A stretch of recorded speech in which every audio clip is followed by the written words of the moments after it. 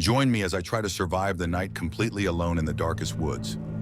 I've found myself in the most precarious situation, lost in the darkest woods with no phone signal, no compass, and no signs of civilization in sight.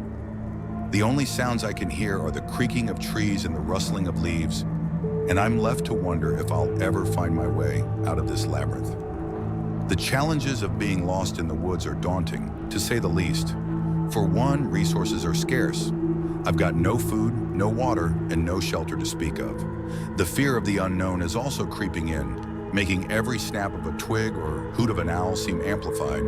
And then there's the struggle to find a way back, which seems like an insurmountable task at the moment. Add to that the psychological toll of being alone in the wilderness. The isolation is suffocating, and the weight of my own mortality is crushing. Every step I take feels like a gamble, and the anxiety is palpable. As the hours tick by, the silence begins to get to me. I find myself talking to myself just to hear the sound of a human voice. The trees seem to be closing in on me, and I'm starting to wonder if I'll ever see the light of day again. As I trudge through the underbrush, every sense is on high alert. I'm hyper-aware of my surroundings, attuned to every sound, every movement. The rustling of leaves, the snapping of twigs, the hooting of owls.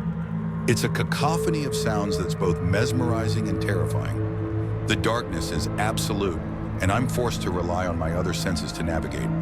I'm stumbling through the darkness, my hands outstretched in front of me like a blind person. The air is thick with the scent of damp earth and decaying leaves, and I'm starting to lose hope. But then I hear it, a faint rustling in the distance. It's hard to describe, but it's a sound that's both familiar and comforting. I freeze, my heart pounding in my chest as I strain to hear more.